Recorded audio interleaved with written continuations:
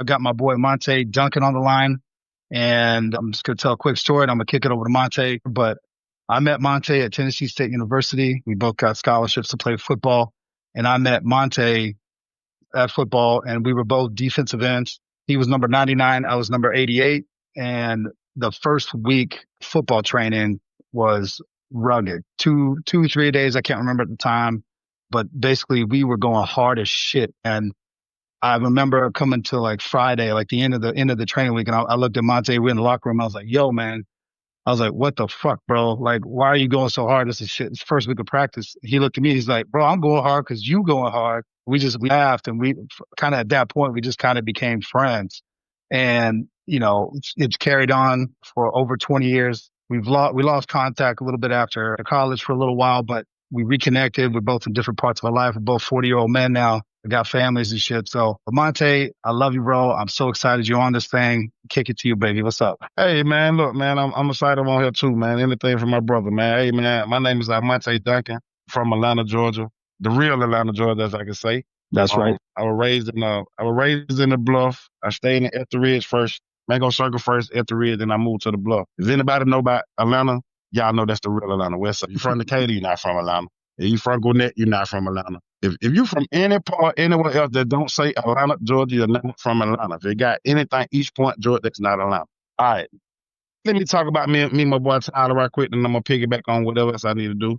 Me and my boy Tyler, man, my first person I ever met in college for as a friend. And guess what? My first white friend, Cajun friend.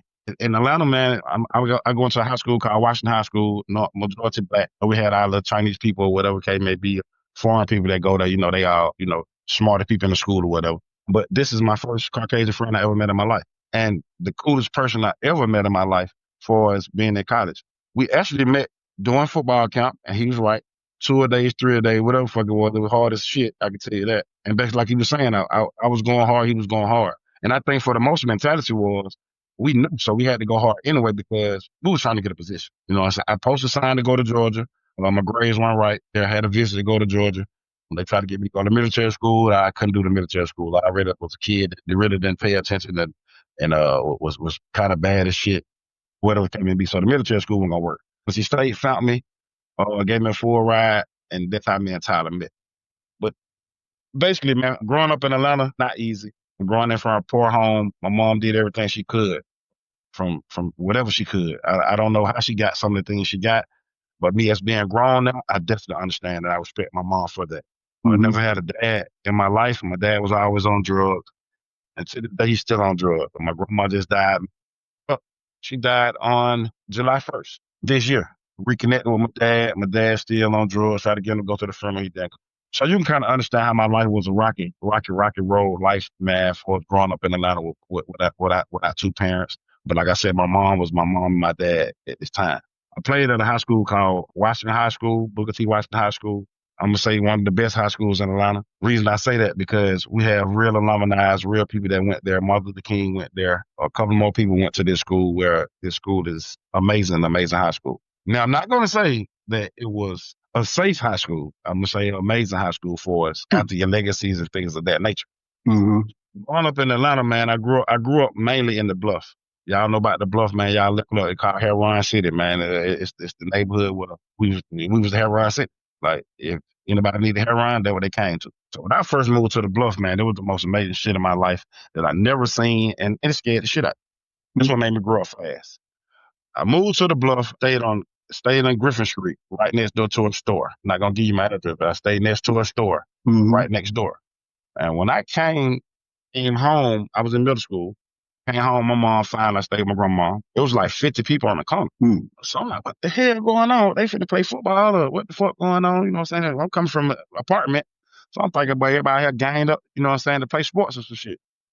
Shit, I get out the car like, man, what going on? Man, for like, boy, what you want? What I want? What the hell they talking about? I don't even know what the hell they talking about at the time, Tom. They were trying to sell me some drugs.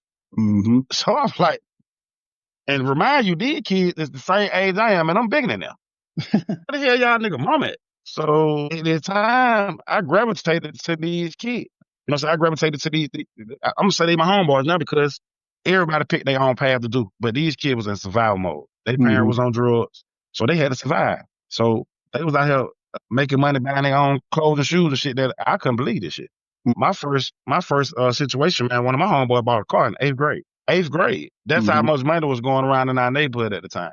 So you can imagine that seeing all this shit. I wasn't really studying college at the time. I was in this middle school, so I was thinking about getting money just like these kids were.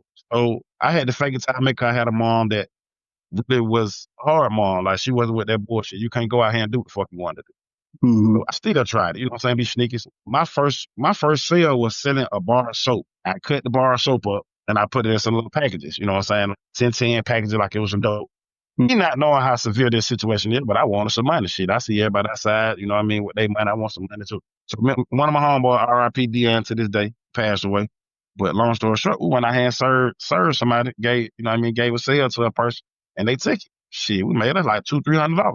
We not thinking that Jay gonna look for us after this shit. So long story short, that Jay was walking around the neighborhood looking for us for about 2-3 days. We stayed in the house for a minute. But so at this time, I got a little homeboy, probably he little as hell, but he already had a gun. We in the 8th grade. So I said, you know what, man, I ain't finna be goddamn running for that dude. Fuck it. We go outside. I ain't seen the dude for about 2-3 days. Cool. All right, now we ain't thinking about that shit no more. But the 3rd day, that dude is standing at the store. I'm coming home from school with a book bag on, all type of shit. I said, oh shit, there go the man. So I'm not with nobody, I'm by myself. Oh shit, all the dudes in the neighborhood know who I am. So shit, but they wanting to see what I was gonna do. The dude walked up on me, I punched his ass out. That was a grown man. Now. Punched his ass out. That's the first time in my neighborhood that I made a connection with the people out there. Like, oh, no, home ain't scared. He'll fight. But really, I never wanted to fight.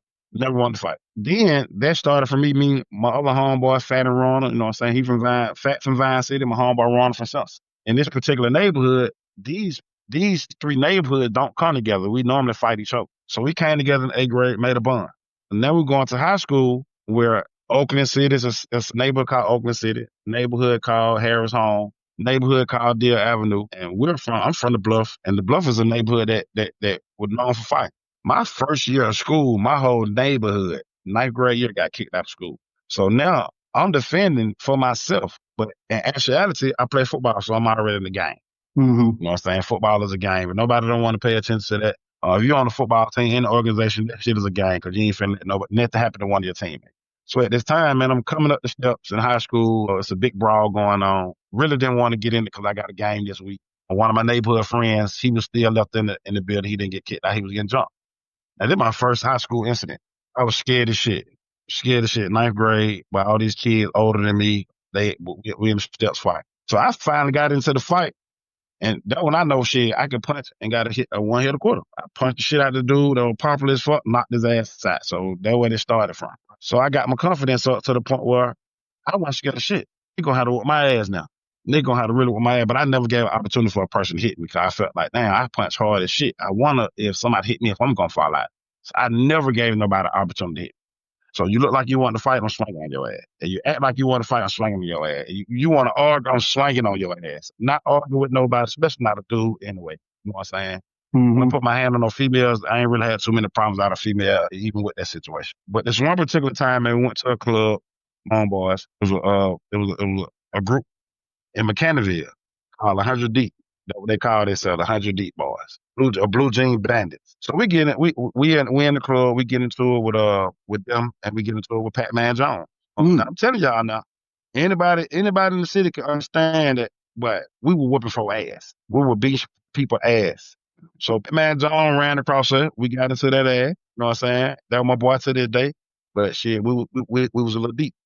But then we turned around and get into it with the Blue Jean Bandit boys, and shit, we were all brawling. And from my understanding, when we were fighting, man, I always seen when we go to the club that a lot of people didn't fight.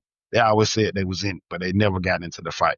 So I understood that it was a group of guys. If I punch one ass, knock their ass out, somebody gonna be like, hell nah, they don't want that smoke. And that would happen all the time. This particular day with the Blue Jean Bandits, they didn't go for that shit. I punched one of them niggas ass. Them niggas said, hold up. But they went outside. As we were leaving, these niggas outside with a whole bunch of guns that I have never in my life seen before. They were the yacht sticks. That's when they called the yacht sticks or the sticks when they first came out.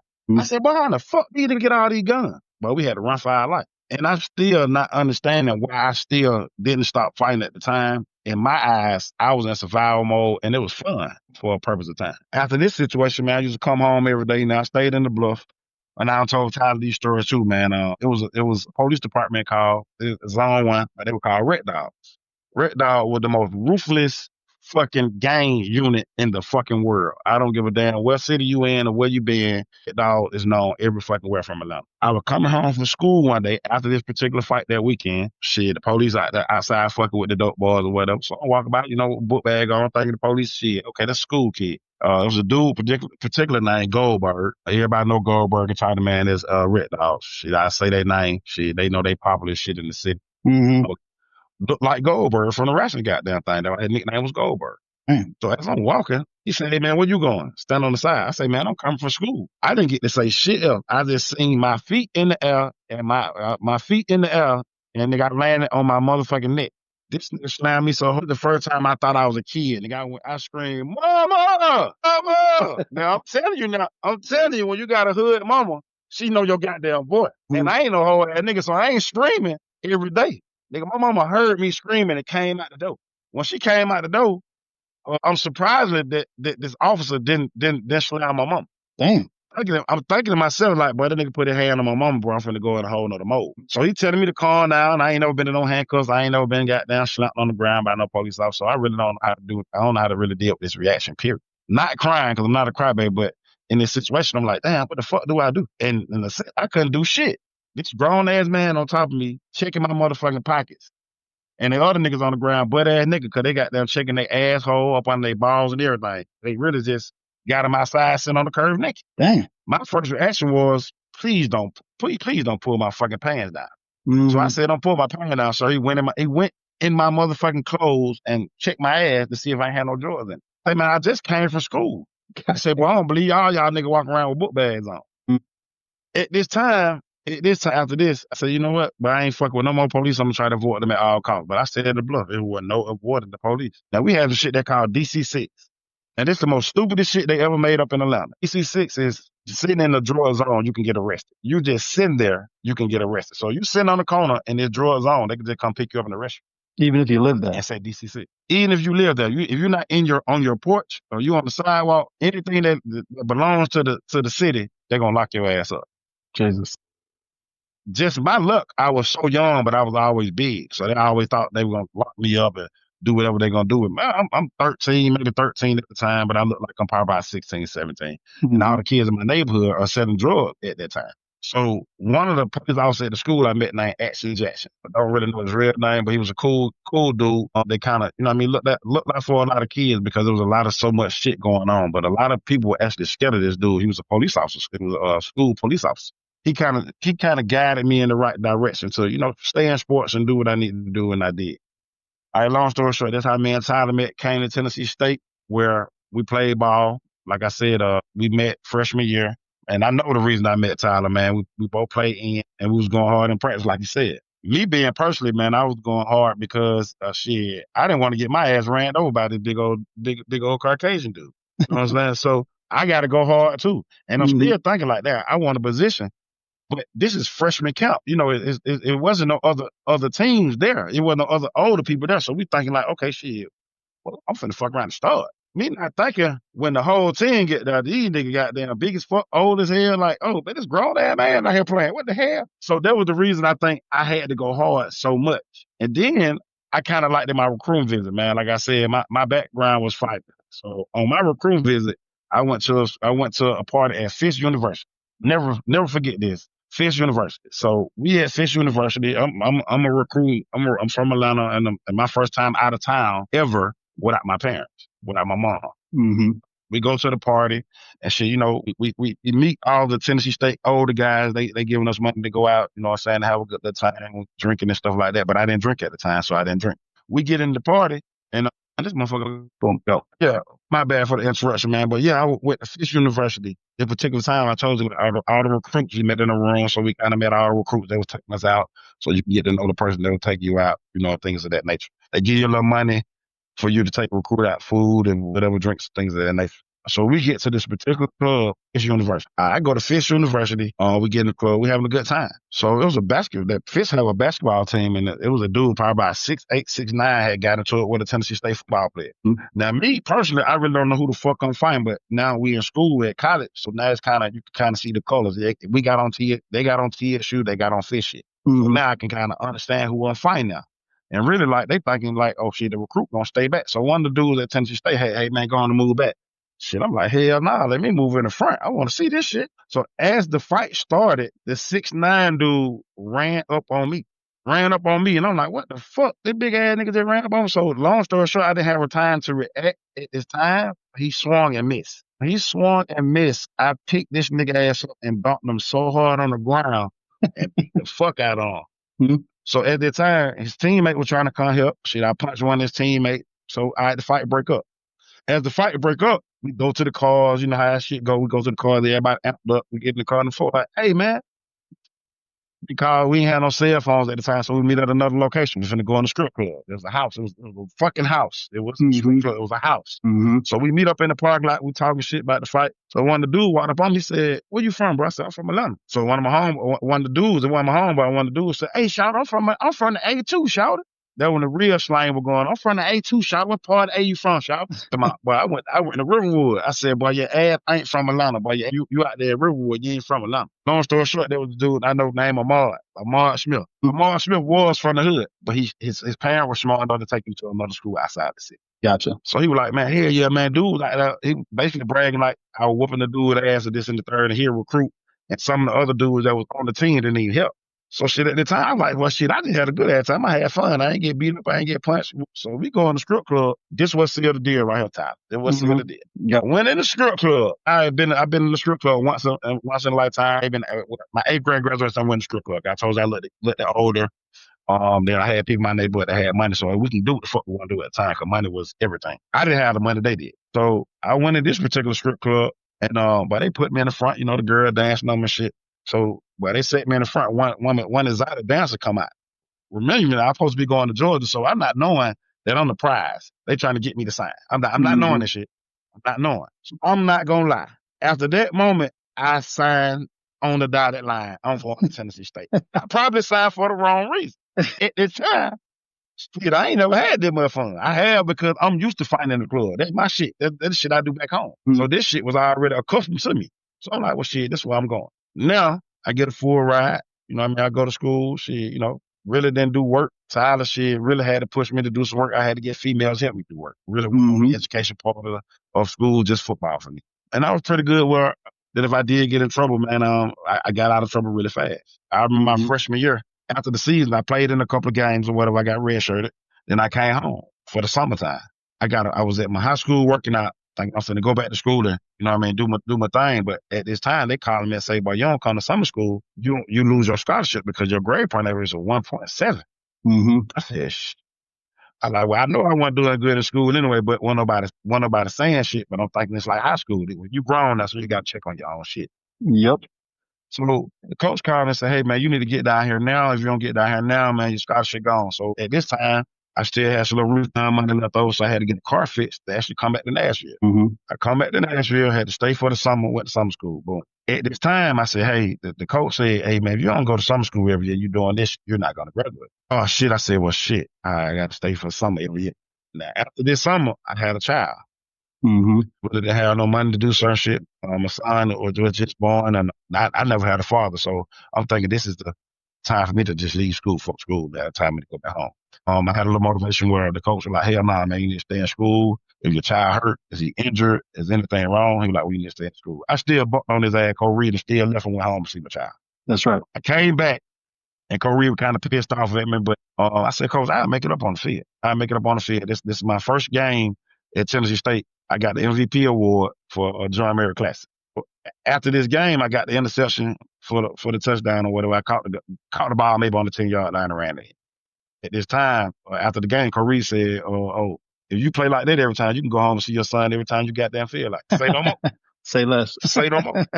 I think for that whole period of time, man, that I did have a good career, but I wasn't focused on football. I was focused on more on my parents being sick. My mom died, so it kind of put me in a damper position for us. I wanted to drink. drink a lot when I go to the club, overdrink where I got to get carried home. I'm always fighting, knocking people out. That was the one where the quarter came from. Shit, I get in the club. Shit, one of my teammates like they getting bullied by somebody else. I remember this particular fight. He was a high kicker. It was a big dude. Fuck with Sunshine. I'm a little tipsy, and I kind of see it from far away. But my thing is, I already know I'm finna knock his ass out. But I want to try something now because I done did this shit so much. I want to see can I punch him with my left hand. And as I'm thinking about this shit, Sunshine is looking like he need help. So I go over there, hey, bro, them folk, what the fuck you gonna do? I punch that nigga with my left hand, he fell right out. Sunshine gets so geeked up, like, bro, you knocked his ass out, bro. I'm like, yeah, bro, like, that's what I do, but he shouldn't be fucking with you. Yeah. You know what I'm saying? Shit like that. But at the whole time, man, I'm still this same person being a bully and not even understanding that I'm being. And there's a lot of stories that I know people can bring up, man. I remember I went to a Capitol party, man, Rouser. Man, Big Rouser, he went to Mays. He went to Mays High School, man. Good friend of mine, number 78, good offensive line. Me and Rouser at the Kappa party, a Kappa Tea party, at that. So shit, we only had competition with Kappas because we were fucking all the other hoes. We ain't had no competition with nobody else. Kappas was pretty ball. So we got drunk, and the particular day, Rouser wanted to be me today. Rouser said, well, I'm going to just start slapping nigga ass. I said, well, I'm going to slap their ass with you. Yeah, you talking about? So we drunk, and we having fun. So I promise you, that day, and if they hear this story, I know for a fact we slapped like 10 Kappas, and they ain't do shit. They ain't do shit. Yep. When I tell you, I know Rouser slapped, and we big as fuck. So I know I'm 6'1", maybe 300 pounds. Rouser probably a little bit, he probably 6'4", shit, probably 320 pounds. As we slapping these people, I'm thinking like, man, these folks ain't fucking with us. These folks scared. Now, these the kind of people now. All right, now, incident happened again where I went out for the summertime with a dude I ain't supposed to be around, and the tables turned. The tables turned, not me getting my ass whooped. Never really got my ass whooped. I was getting bullied when I was young, standing at the ridge, but that shit taught me how to protect myself. And that's what it did. It turned me to a monster, turned me to a beast. Out of my neighborhood, know I can fight like shit. Too old now, really don't know nothing about that now. I probably shoot the shit out you now. I'm trying to pick too old for that shit. Pick up my hands. Yeah, too old for that shit. I ain't trying to pick up my hands to fight right now. But we at the club, my girl who I was dealing with at the time was telling me, hey, you don't need to go out, man. You got a bigger goal. And she was absolutely right. But I was being hard-headed shit as a man. Like, man, you can't tell me what to fucking do. I'm finna go do the fuck I want to do, and I'm finna go do it now. So went to the club with a particular dude. He had just got into it with this dude maybe a month ago. And it's the summertime, so a lot of people going home. I'm in summer school. So I go out with him. We get in the club. He see this dude. He wanted to pick on him. All right, now I think I showed people certain shit that they couldn't do on their own, but they just wanted to show me that they want a hoe or whatever, and I think that's what this guy was doing. So he was bullying on this same dude that he probably beat up a month ago. Long story short, he from Nashville. Well, I didn't know this and really didn't care because I really wasn't studying it. So I'm trying to break this shit up, but it looked like I'm trying to fight. Security guard grabbed me, and I'm not a little dude. I grabbed the security guard to throw him down. That's how we got put out. I threw the security guard on the ground. He would grab me, trying to rough me up or whatever. I ended up slamming him on the ground. So we end up getting put out. We get put out with them. I grabbed my dude and said, hey, man, chill out, man. And I'm saying in front of the dude that he was picking on. I guess he called his big brother or somebody, whoever the case may be, and said, oh, yeah, boy, I'm finna kill you. Cause I've been hearing about your name ringing bells in the bit. You've been knocking out all my homeboy. That's what that nigga told me to my face top. I said, shit, what you want to do? And I'm finna fight him. The police come up. I get in the car with my homeboys who I ride with. Normally I drive my own shit. I never be in the car with nobody, but I'm in the car with Tyler, his truck, you know what I mean, with the AC on, with the window down. He's in the car with Tyler. But long story short, I'm in the car with this dude in the summertime, and he picking on dude. We get put out. Dude walk up and say, man, I'm finna kill y'all ass. I'm finna kill you. Like, so we can get in the car. We ain't studying that shit. We don't pull it out. I don't heard this shit before. I'm from Atlanta. I don't heard all this shit. Nigga, you gotta show me. I get in the car. We riding around looking for the hole. Wrong mistake. Well, we stop at a red light, but the car pulled in front of us and started shooting an empty clip. The dude who was driving at the time got so scared he put the car in neutral. We couldn't go nowhere. So as anything in the world you say, I'm in the front passenger seat, so I let my seat back. I'm thinking that'll save me. But actually, honestly, they only hit the hood of the car and up under the car. They ain't hit the windshields and that like that. So I guess they were trying to scare us. We end up leaving after this situation. It don't scare me, so I need a gun now before I go home because I just got shot at. So I get a gun in front of my homeboys or whatever to take home with me just in case I really just being smart, just being cautious or whatever.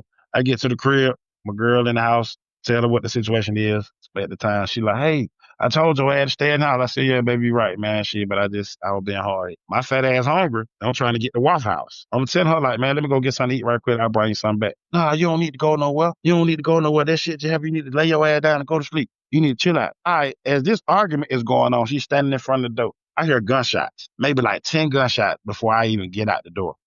But she's stopping me from going out the door. If she didn't stop me from going out the door, I would have been in my car. They would have shot my ass up. And the incident of this situation, I run out the door and I'm thinking somebody else just shoot, really not thinking they shooting at, you know what I mean, at my car, or the apartment, or whatever it may be. So I go outside, I see them standing at my car, shooting at the car. So I got my gun in my hand. I return fire. As I return fire, like anybody else don't want to get shot, they had ran off and pulled off. Cool. Now the next day, well, that day I seen the bullet holes in my car, but it's dark. You really can't see how bad that shit looked. The next day, my back window shot out. Well, I had 10 of them on window, so it one shot out. It was like broken all, but they were still attached. So I had bullet holes all in the car. So I was like, damn, I gotta move the car because I'm act like I moved from the area, so I don't want my girl spot. You know what I mean? Hot. You know what I mean? I don't want nobody coming to her door and I mean trying to do nothing to us or do nothing to her peers. So I want to get her out of the situation. So I ended up moving back on campus. I wasn't never scared. I had my gun open the whole time. This shit's so crazy. How college is, I had a gun that every day in my book bag a single year in class. This how serious this shit was. Long story short, kind of seen the people again. We ran into each other again. Had our our shootout or whatever case may be. Supposedly somebody got hit from Nashville, and supposedly I supposed to hit him. Really don't know the story. Really, like there was just something that came up. Got questioned by the police and everything, but it ended up being like it was self-defense or whatever the case may be. Move past that. I kind of understood that. I kind of calmed down from fighting, and like this is my senior year, so I was fighting from freshman year to my senior year. It kind of woke me up. And then I had a child and things of that nature, and it kind of woke me up. But I tried it one more time, man. One of my homeboys came down for the blue and white game. Me and Jeremy, is Jeremy, one of my other defensive ends that played ball with us, man. He was like my brother. They always say we looked alike. So me and Jeremy at the club at this time, we having our party, TSU party, the boys party or whatever, and we got the hunch punch. Me and Jeremy is going back and forth with the hunch punch. Like, yeah, nigga, I could drink this minute. Yeah, I could drink this minute. Before I know it, I had drunk like 15 cups of hunch punch. Now, that's the cheapest shit you can goddamn make. Fruit punch, maybe gin, all type of cheap ass liquor to make this punch. But we were making money selling it and drinking it at the same time. Now, I got my homeboy Ronald with me. I got a couple more homeboys from Atlanta. So somebody had said, but that girl over there trying to BA off. That's one of the quarterbacks that played with us. So I run over there at the time. I guess cuss the girl out. But me, I'm drunk. I don't even notice that I'm drunk as shit, but I'm on record. Somebody recorded me if I could see it the next day. The night is not over with yet. So what happened was, I guess I was standing beside some dude, and normally when I'm drunk, I don't like people I don't know around me. My homeboy said I punched a dude and fainted. Dang. I swung on a dude and I fainted. My homeboy Ronald had to step in and fight for me because I fainted. So as I'm getting up, one of the person said, bro, you didn't even get hit. You just fell out. I'm like, I blanked out. What the fuck? I was so drunk that I blanked out. Damn. Didn't even know this shit was possible. So as I blank out, a dude named Big Al, he was a big dude. He never really played at TSU. He was big as shit. Actually came to save my homeboy from fighting all the dudes or whatever. And they were Nashville dudes. So I'm so drunk. We walking out the club. I'm trying to get up. And I'm walking out the club, but I'm staggering. I can't get right. My homeboy holding me. He said, hey, boy, you got to get right. These folk behind us. They walking behind us to the car. I'm like, oh, shit, nigga, I'm too drunk to fight. What the fuck? So I'm trying to get myself together. And there was another dude that was with us. My homeboy St. Sherry, man, his name Big 8. He do the parties down here in Atlanta and Shake Off Song. He's very popular for this shit. But at the time, my dude not a fighter. He's a lover. Cool dude. You know what I'm saying? He ain't really with that shit. If he have to fight, he will. As these folk walking behind us, he say, oh, he got a gun. Shit. He saved us that day by saying them folk got a gun. The police got them draw down on them for us to get away. Now, we end up leaving Sanchez down there by mistake because he went the opposite way trying to get away from us, trying to get away from the people that were looking for us. So we had to end up finding him later on that day. And I remember this shit like it was yesterday. I woke up, I was dealing with two females at the time, Sana and Keisha, I say that name. But I was really dealing with Asana for the most part, but I had broke up with Asana and I was dealing with Keisha. So Asana ended up had to find out what happened or whatever the case may be. When I woke up, I got Asana and Keisha in the same room with me. Oh, shit. I'm like, hold up, what the fuck? What type of shit it is? So my homeboy Ron said, but I had to stay in the room with you so they wouldn't kick your ass. I said, but I appreciate you but I didn't even think this shit was possible. That when I really found out people can actually be cordial even if you don't like each other. So these two females don't like each other, but they cared about me that much to say, hey, we came to check on you to make sure you was okay because we heard what happened. And I said, if these folk care about me that much, I need to slow my head down because I'm doing too much. That was the last time I got to find in college. The last time I got to find in college and was on that bullshit, kind of stay away from drinking a lot. Remind you, Tyler is already graduated. He's in grad school. Tyler is already graduated here in grad school. He done got married to his wife's doctor. You know what I'm saying? I had his first kid. I didn't never want to put Tyler in that mix or anything like that. So I never had him to actually go out with us and do that type of shit, you know what I'm saying, to that extent. And I do appreciate him to this day, man, because it was time that I needed somewhere to stay. He let me stay with him for the summertime. I remember Dosh used to make the baked chicken with the black beans. You know what I'm saying? Like shit like that, man. My college experience was so great because of people like Tyler, you know what I'm saying? A lot of people I came across college-wise. Yeah, and Tyler can kind of remember, man, like college was not easy, man. It probably easy to him because he was smart as shit. Coming for me, like, yeah, that shit was kind of hard, but like I said, being a star athlete, females are willing to do anything for you. So I really didn't have to do too much work, but I had to, you know, try to do something to show the teacher I'm doing something. So I ended up passing, graduate, you know what I'm saying? After I graduated. Hold on, I'm a couple things because some stuff as you're talking, I'm writing down notes that you reminded me from TSU because I do want to move into post college. But and let me just kind of back it a little bit up. So when you get to college as an athlete, you kind of get there, you go into the student dorms and you're by yourself and you just left all your friends, all your homeboys. And while BJ and Monte, BJ is my other homeboy that I met when I was a Hillsborough County Sheriff Deputy.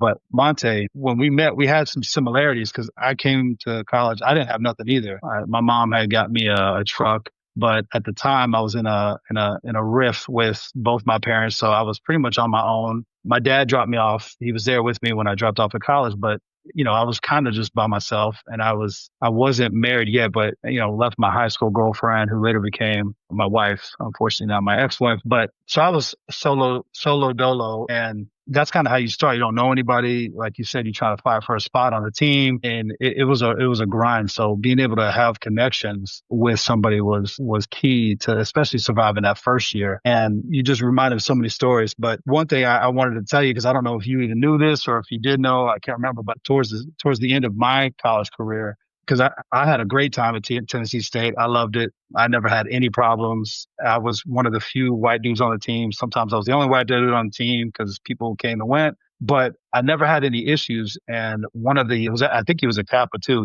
He told me, he's like, yeah, man, because I was talking to him about it. He's like, yeah, you didn't know this at the time, but people had mad issues with you, but nobody wanted to touch you because Monte and some of my teammates was like, you put hands on him, we're going to fuck you up. So I don't know if you intentionally did that or if it was a common occurrence that you're like, hey man, don't talk about my homeboy because I'll fuck you up. But apparently I had unknown protection that I didn't even realize because I would go to Alpha parties, Q parties. I mean, the Qs were not officially on campus during my time frame, but there was a whole bunch of stuff that went on. So one, I appreciate you, but two, do you remember that or do you remember having those conversations? So let me piggyback off that, what you said. So basically while that was going on, you was the only white guy on campus that looked that cute to all the girls. You didn't pay them no mind, so they was on your dick. So you don't remember, and it was a lot of girls like Cherie. Cherie still cool to this day. Me and her still cool to this day. She ran track. She was a Tiger Bell. It was a lot of girls that used to ask me about you. You know what I'm saying? Hey man, what's up with your boy Tyler? What's up with him? Like, he like black girl, this and third. I'm like, I don't know what y'all try. Never been a hater. I wanted my boy to, you know, experience whatever going on. And you could have fucked a lot of their ass. I'm gonna be real. Like he had a different type of, so, you know what I mean, a different type of growing up to do because I fucked all their ass. I'm not gonna lie. I did not pay them no mind. He stayed faithful the whole time. And at this time, I'm dealing with my baby mama. My first child, I got 2 kids. I have Monte Duncan and Marley Duncan. Monte is 20 right now. Marley is 5. I was dealing with my first baby mama at the time when I was doing all that. She was in the military. Long story short, she was sending me money, make sure I was good. But Kyler was just a totally different thing. Tyler got married. We was thinking about getting married. Me and my baby mom was thinking about getting married, but I called it off like close to the time frame or whatever came in. She kind of got pissed off. Didn't understand the importance of marriage at that time because I was like, man, I'm going to the lead, man. I ain't finna marry you. I'm finna do what I need to do. But I know for a fact that a lot of dudes was hating because a lot of girls that they was dating was actually digging you. And you probably didn't know. I know you had some problem with girls, trying to talk to you or whatever the case may be. You probably just didn't pay that shit no mind. Like you really didn't. I really appreciate you not paying no mind because the ones you didn't pay attention to, I fuck. You know what I'm saying? I appreciate you. There you go. Yeah, you know what I'm saying? But that's what it was. So it was like they think you're a white boy, so they think they can try you, but they not knowing you're 6'2", shit, 280 pounds, so they really don't want to try you. So they looking at me and everybody else like, man, nah, these niggas ass fine. They whoop people ass around campus, so we can't do nothing. That's what it was. I don't think you'd ever have to worry about it by yourself. You would probably kick some of their ass anyway. It was just the whole point of not having you out because at the time you had a minority scholarship, right? No. See, that's another thing, bro. I had an athletic scholarship. Everybody kept saying I was a minority scholarship. I was like, listen, fuckers, I'm a scholar athlete. No, you're right. Cause I didn't mean to cut you off. You're absolutely right. I mean to cut you off because you're the one who told me about minority scholarship. For us, you could get. That was all the shit there. Yeah, cause you was already smart as shit. I ain't know nothing about a scholarship, different scholarships or all type of shit. It was a whole bunch of left hand scholarship, minority scholarships, hope scholarship. I never got none of that shit. I wasn't smart enough to get anything that had to do with any other scholarship for football. I could get only football. Well, I always thought it was funny. They were like, white dudes could get minority scholarships to go to TSU because of HBCU, and I was like, I didn't even know that shit was a real thing. I was like, no, that's not what I had. So, kind of going back and forth a little bit, but do you remember the first time I met your mother? Because I drove you down to Atlanta. You're like, yo, come to the house, and I walk in. And your mom, I think, I can't remember. I mean, to me, it was no big deal because I grew up very similar. I didn't have as much interaction with dope boys and shit, but I walked in and I laughed so hard. I still tell the story to this day because I walked into the house. Your mom was like, Monte, you didn't tell me you was bringing white folks to the house. You were like, oh Lord. Yeah, cause you got to think now. We from Atlanta. We shelter in our own neighborhood, and we barely see white people. Only time we did actually see white people, we went downtown or something like that. But normally, like, we were so poor, we really didn't go too many places. Yeah. You know what I'm saying? So, and then when I explained to my mom, like, hey, man, this is my home bus, she was like, oh, okay, shit, she gonna work with you in open arms, man. Of course. It just her. She never seen a white person come in our goddamn house. That's what it was. Yeah, you were the first person. Now it's so crazy now, they put it on changed so much that it's white people actually stay next door to us in our neighborhood because we stay close to the Mercedes-Benz Stadium. So they're trying to make the area like downtown. Yeah. Yeah. So a couple more stories. One, do you remember when we were practicing, like we were just in our warm up, our jumpers, and we were practicing, and this was with Coach Reese. So it was early on. This was before Webster came, and we were just walking through drills. Like we were all in the same, TSU athletic jumpers. We were about to get on the bus, or whatever, and like 4 or 5 cops rolled in, hot, sliding in. They jumped out like the gang unit for Nashville, and Coach Reese was like, "What the fuck?" And the cop was like, we got a call that there was a gang fight going on in the parking lot because we were walking through. Do you remember that shit? It's all right if you don't. It's one of these stories that sticks out. I don't remember that one time because it done been so much shit, man. I know. I remember a Vanderbilt fight when I can't think of his name, man. He played defense and he moved to linebacker, man. They had put him in a police car and we let his ass out the police car. Okay. No, that's all right. One more story I wanted to touch on. Kind of the reference in the club stories. Because again, like you said, I didn't really go to the clubs. I think we went a few times, but I never really got involved in all that. But there was, we got called into meaning the whole team got called into the office and was like, hey, there's a hit out on y'all because one of our teammates was fucking a drug dealer's girl and they were trying to make peace. I think this was our freshman or sophomore year. And they said, hey, y'all can't be going to the clubs no more. You gotta lay low. And they had to resolve that. Do you remember that? I think I did. I think that's our sophomore year. Or sophomore year, yeah. It was early on. Yeah, I think our sophomore year. And that's the thing, man. Like when we was in school, man, a lot of us was fucking girls that we didn't know who the fuck they were or where they were from. Like it was just they was coming on us. You know what I'm saying? Or we just had that swagger to the point where we said something to them, they gave us our number, gave it a number. And we only had a damn I think you had a cell phone at the time, but I only had a damn dorm phone. Mm-hmm. So that's the only thing I had to communicate. Yeah, my roommate Stinky Butt used to use my phone all the time, bro. Yeah. And I forget what, man, that shit's so crazy. Stinky Butt, Ralph. It's a lot of people that we came to school, and that's another thing I want to talk about too, man.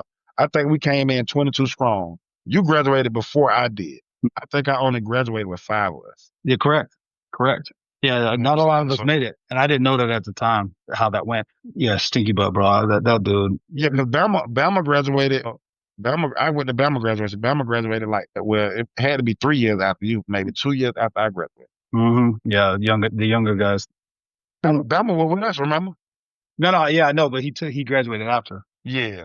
Yeah. The other thing I've told people throughout my life, and I still have the jerseys, was the BET Classics, bro, because that's something about HBCUs that play classics. Let's go, baby. And I have those jerseys. I have them hanging up now. I've got 3 of them. And I always laugh because again, usually it was sometimes it was just me on the team. Sometimes it was maybe 1 or 2 because we had the quarterback and Jimmy. But I remember What's the big guy name that drove the truck? I forgot his name. from Memphis. I forgot his name too. Yeah. And again, I'm reaching back. And these weren't stories I necessarily remembered wanted that we talked about wanting to discuss, but it just popped in my head. But I remember because they were usually those games were sponsored in Atlanta by the 100 Black Men Association, and so they would buy jerseys for us. We had custom jerseys, and I remember every time they would hand it to me, they kind of had this look on their face like, Tyler. I was like, yeah, thanks, man. I appreciate it, bro. But I still have those jerseys. But those classic games in Atlanta, bro, 80,000 against FAMU, loud as shit. Like, do you remember playing in those? Them were one of the games I always remember, man, because Turn up. I never won a FAMU game. No, we didn't. I never won a FAMU game. I remember going back on the film. I don't know if you remember this, but I think it was my senior year. I'm at D tackle. We in the 30. I'm in the middle of the defense. The whole line blocked me. The defensive ends were free, and I'm the only one got blocked. And Coach Reed said, "What the fuck? What the fuck? Look at this shit. Why is Mr. I Duncan? I was Monte, the only one to get the block, and nobody made a fucking play." That was Coach Reed. Yeah. And Keto make this shit all the time. This go on downtown Monte. My name was getting called a lot because I guess I was almighty, all high. You know what I'm saying? So I got, you know what I'm saying? I did certain shit and didn't get in trouble. I mean, I remember this particular day, and Bama was late for practice. And they said you were late for practice, you had to do hill.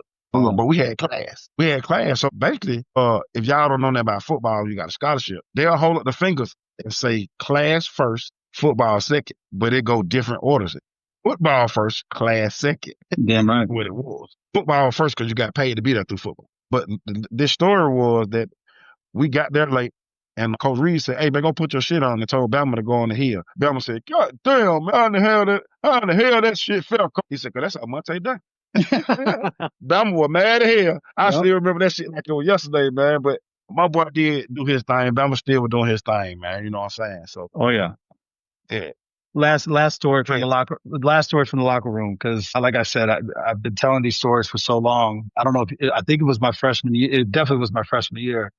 Cause I think at the time it was either just me or me and Jimmy. I can't remember, but I was in the showering afterwards, and everybody on the team kept kind of peeking their head over. And I'm like, yo, what the fuck, man? People on this gay shit trying to look at my dick or whatever. And I'm like, what the fuck is going on? And I believe it was you, because you were like, yo, man, most of these dudes have never seen a white dude, let alone a naked white dude. And I was like, are you for real?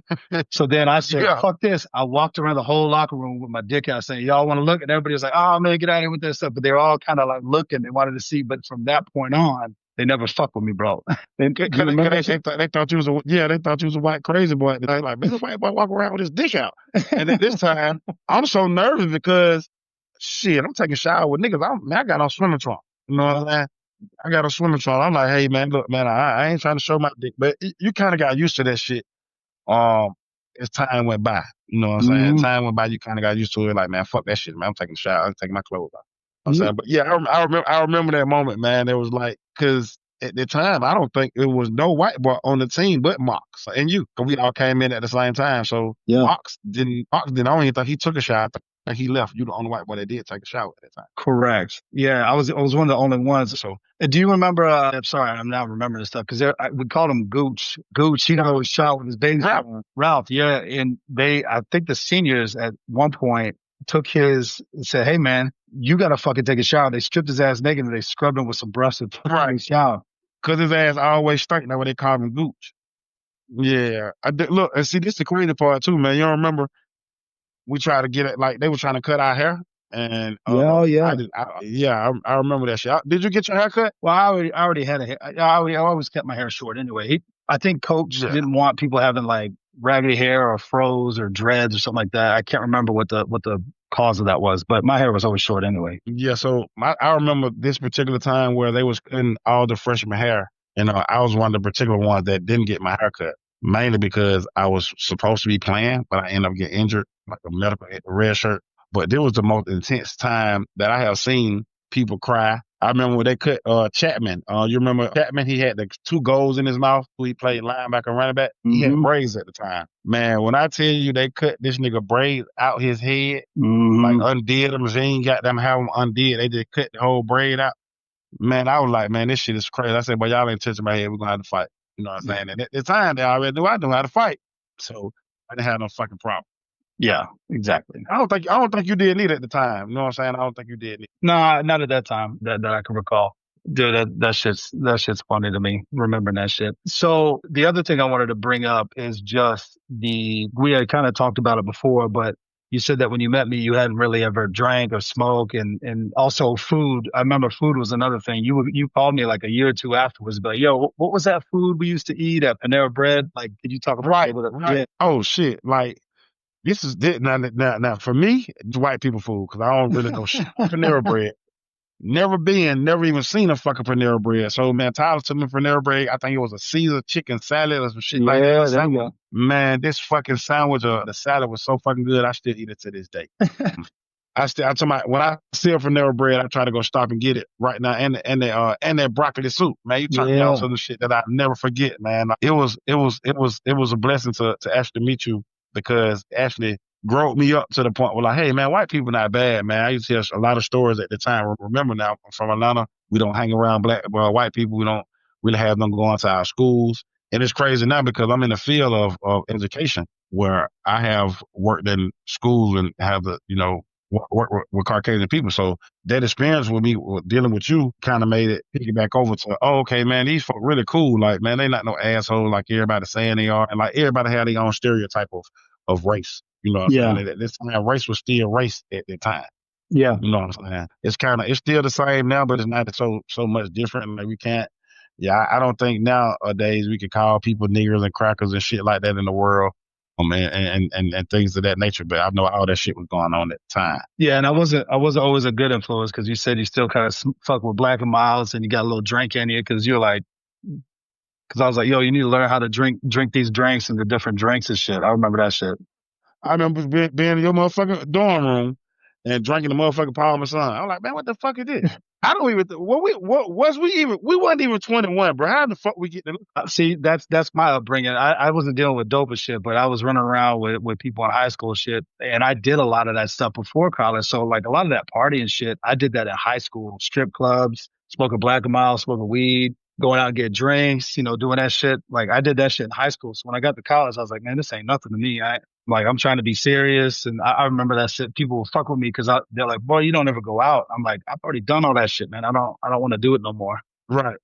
And then we weren't doing them fighting shit anyway. So Yeah. it was like, yeah. So I Yeah. did security too, man. I actually had a couple of jobs in Nashville when I was down. I did security. I worked for Alamo. I worked for the beer company. Yeah, we I all can did. pick We all like worked these. for the beer company. Yeah, so this is the thing that kind of fucked with the beer company. So I was like the smartest person at the beer company. So this is what I did. I used to go to work in the morning, clock in, and leave. So Bama them, everybody just be like, "Where the fuck this nigga ass at? Why he ain't here after work?" Because they used to ride with me too. I had a car at the time. Matter of fact, I had two cars. I had the Buick and the Sabre when I was staying with you, and then I had the Chevy. The Sabre had fucked up. I had to leave it in your apartment. You remember you calling like, "Hey man, they finna tow your car." Like, man, shit, they got to tow it then. It ain't working. Yeah, I can't. Ain't nothing I can do with that motherfucker right now. But yeah, man, college life and college experience was totally the thing, man.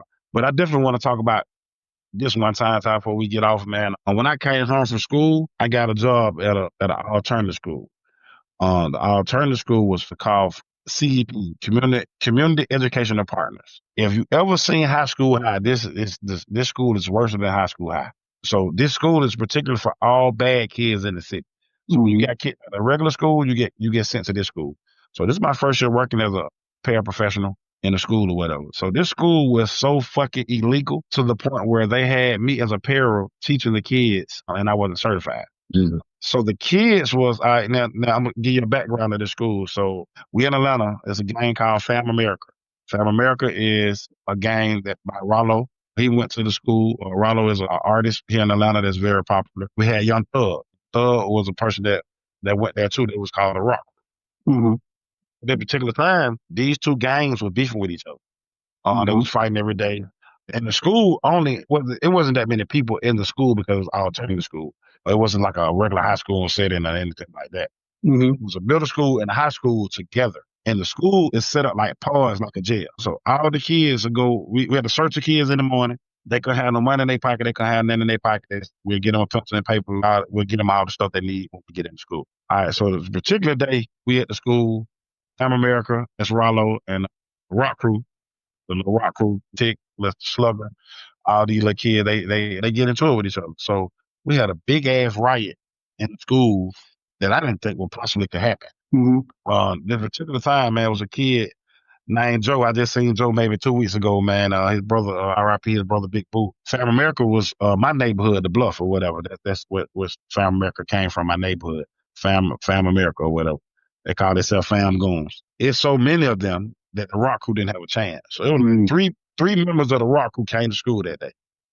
Or whatever. So what happened was one of the Rock Crew members had shot one of the kids from my neighborhood in the neighborhood where we stayed at. So the next day, it's round as fuck. They can't wait to get to school. So when they see these particular guys, it might be 50, 60 kids jumping on these guys. Trying to beat the shit out of them. But if people ever got jumped before, ever been jumped by anybody, you get jumped by so many people, it's not that bad. You get jumped by 5 people, 2, 3 people, that's worse than anything else because they can actually put their hands on you. When you get jumped by 50 people, basically the 50 people hitting each other. You know what I'm saying? So one of the particular kids that I seen was in a helpful situation, and I had to dive on top of him, but then to start whooping his ass. So mind you, now I'm from the neighborhood where these kids from. So they respect me. I'm a hood teacher. They never seen this shit. I'm from the hood, and I'm from their same neighborhood. They never seen this shit a day in their life.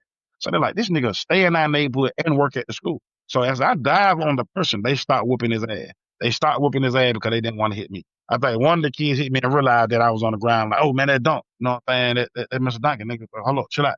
So they start the fight.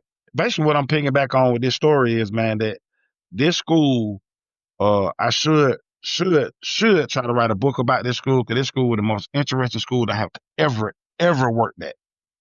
Was teachers fucking with kids because these were bad kids. Now these are kids in my neighborhood that had money. Like these kids had more money than the teachers. So I remember one particular kid from Bankhead coming in with like $10,000. And at the time he was like, they're gonna take my money, bro. Can you hold my money for me? Like, shit, hell yeah, bro. I know how that shit is. And I'm a hood nigga now, so I already know how this shit go. He can't leave it at home with his mom. Mom probably on drugs. They gonna steal the money or whatever too. So I'm like, cool. So I held their money or whatever. At the end of the day, I gave back to him. Shit, Shawty gave me like a $500 tip. Just to hold his money. Just for holding his money. He like, man, shit, I'm glad you hold it. I'll give you $500 because shit, I wouldn't have had no money if I left it at the crib or I let them take it. If I'm mistaken, I think his name was Little Bankhead or something like that at the time. That was his nickname or whatever. But most of these kids now are in Atlanta running the city. We got Rollo Fam Goon, and you got Thug that's on trial right now for a RICO case.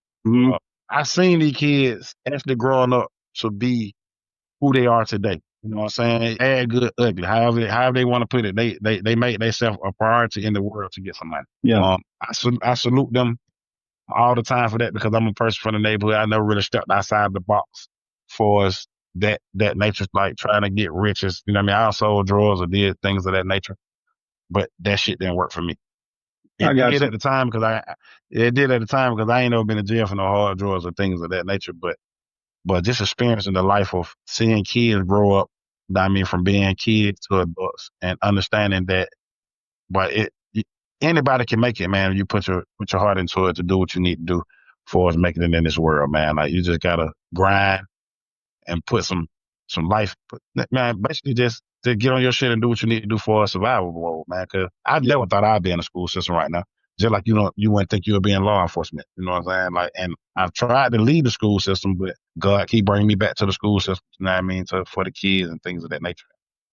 Yeah, man. And listen, this isn't the last episode for you and I, but there's so much more we want to talk about. But I know you're talking to me on your break. Monte's still working right now. He took time out of his day to talk to me. But if you have time, do you want to talk about what happened after college? Because, you talked about your life growing up. You graduated. You went back to Atlanta. You were trying to make it work.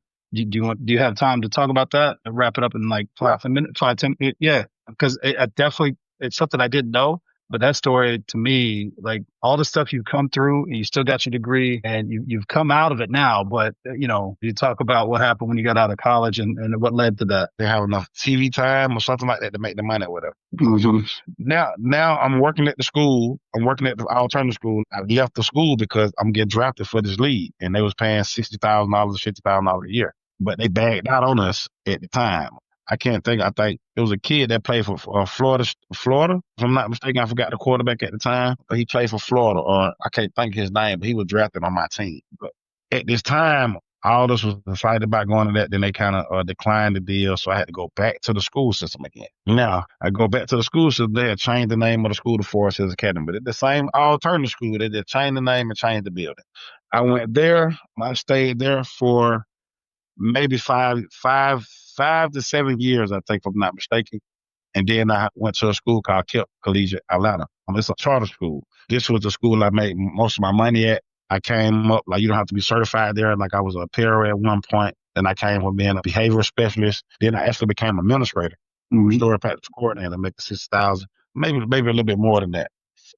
I learned a lot of stuff through the school system, and like how kids was treated. I always been the person that worked in the school system for not trying to get you in trouble, but I always try to find a way to get you out, or find avenues to try to help you be better in school. I mean, I was one of a light teacher that if I came in the room, man, I'm gonna drone the shit out you. You know what I'm saying? I'm gonna make it fun, or I'm gonna give you, like, if it's a female or something, and she having a bad day, hey man, I like your outfit, I like your shoes.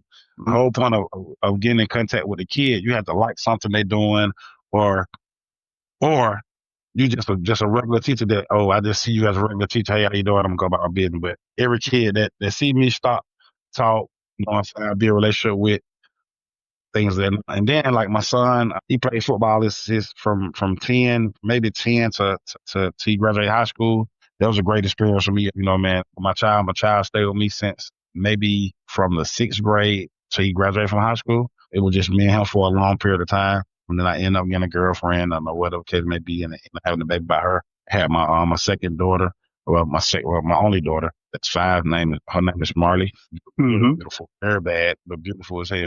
But at this time, I'm still, it's like I'm still lost. I'm still lost in certain stuff, man. I'm working at the school, but I'm still trying to make extra money selling drugs, or doing whatever I can to get by, man, to get my child or whatever he needed. Especially my daughter, you know what I'm saying? It was just a whole different leaf for my daughters. As I'm at the second school, Hip Collegiate Atlanta, they stopped paying us in the summertime. So I left the school, took out my 401k, and I probably chilled about maybe 6 months. And I'm selling drugs. I was going back and forth in that Knoxville. Maybe came home with, on the weekend, average on the weekend, probably like $15,000 every weekend. Mm-hmm. At this time, we was doing pretty good. Me and one of my cousins or whatever. So as we go down now, we getting big now. My cousin actually get pulled over. He had no license. He got pulled over. He had $30,000 in his pocket. And the police let him go. Now, me being smart, I'm from the bluff, know how this shit go. Oh, we gotta leave. We gotta get the fuck on. But long story short, my cousins are greedy, don't want to leave. So we end up just being smart, coming out on the weekend, maybe during the week sometime, but not all the time.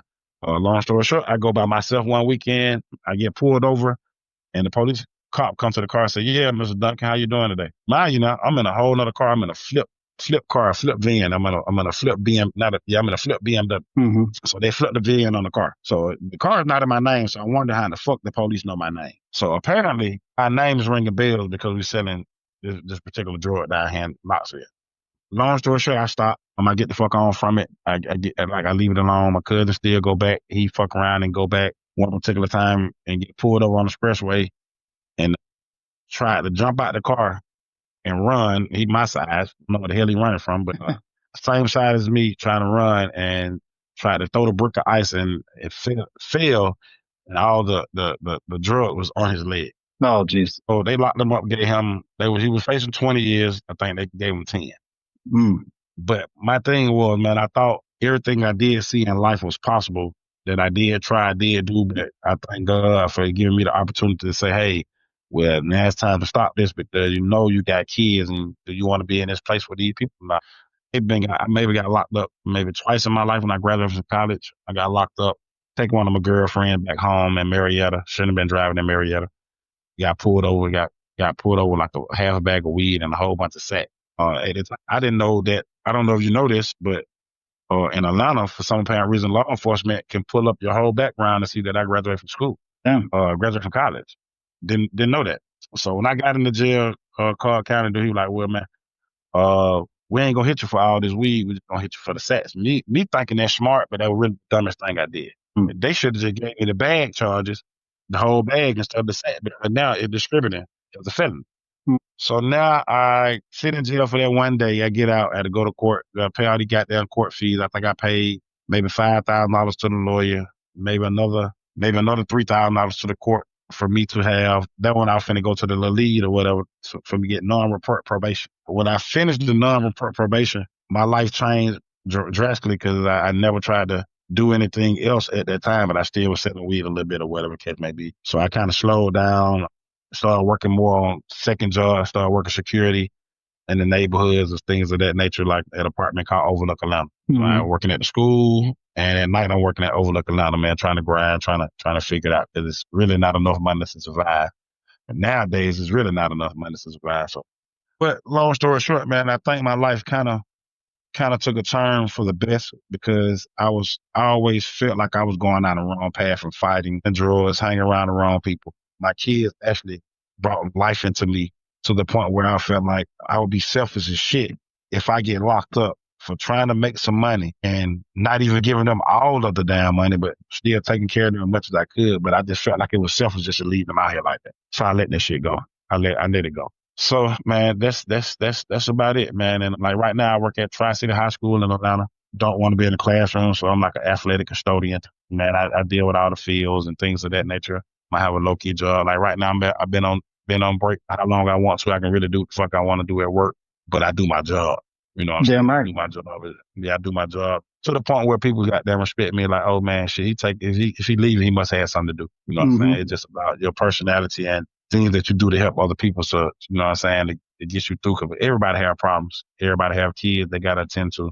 Just say my baby mom been calling me the whole time. I know my little girl FaceTiming today, but I had to finish the interview because we've been trying to do it so long. And just like you said, man, we'll definitely keep doing it because I know it's going to go somewhere. Damn right. A lot of people are going to listen to it and be like, what the hell? And normally, like, what I'm going to try to do is we can put a picture behind the shit if we want to. You know what I'm saying? Like, yeah, man. Who the hell that person talking? Like, you know what I'm saying? We can kind of, you know what I mean, let people know. Like, cause I'm not afraid to say what I did in life or what I ran across or what things that made me better or what thing that made me worse. It's a part of life. Let's be lifing every damn day. That's right, bro. You got to figure out how the fuck to get up and make your life better than what it is the next day. Like, what can I do better today than I did? You know what I mean? What can I do better tomorrow than I did today? You know? Well, Monte, we definitely gonna have you back, bro, because there's so many stories, bro. But I definitely just wanted to get something on the books, basically. And I appreciate your time. And I'm gonna end it now, but I appreciate you. I thank you, and I look forward to talking to you some more, bro. I appreciate you and I love you too, brother, man. Hey, man, good to talk to you, man. I'm glad we reconnected, man. Like I said, Tyler, we haven't probably seen each other in almost 20 years, man. So hopefully, maybe not when this year out, but maybe when next year starts, we'll be able to get in contact and see each other. You know what I mean? Or run across each other, do something. Yo, real quick, bro, because we were talking about going to the homecoming, just on the news, they were shooting out there, bro, at TSU. The homecoming made the news. I was like, God damn, I'm glad we didn't link up at this one of all things. I mean, sad to hear what happened, but God damn. Right. So I'm noticing in every city, kids are getting worse, man. And in that situation, it was nothing but teenage kids doing the shooting. So it's the world is so fucked up now, man. In the rap game, these rappers are telling the kids it's okay to walk around with the blick, with the stick, hit them up, and 9 times out of 10, ain't none of these rappers did shit. They ain't killed nobody. They ain't did shit. They just talking about them shit. They making these niggas believe it. And these kids out here doing that shit, man. And Yeah. fucking crazy. Yeah, it's It's wild, bro. fucking crazy, man. And it's their lifestyle they living, man. Like they living the music lifestyle. They living like GTA around this motherfucker, man. And they thinking it's okay. But there's so many cameras in the world, man. It's an eye in the sky, and they got a place for your ass. They got a place for your ass. My homeboy Melvin used to say this shit all the time, but they got a place for your ass. They gonna be a place your ass ain't gonna want to be at. And they gonna tell you to get up and eat the shit when they tell you to. That's right. That's I'd right. rather be on my own accord. Like, there's nowhere in the hell I want a grown man telling me to get up and do what the fuck they telling me to do every goddamn day. I'd rather do that at work. Yeah, you gonna pay me. If you Right. can't tell me what to do. Well, I know we can probably talk for 3 more hours, bro, but I'm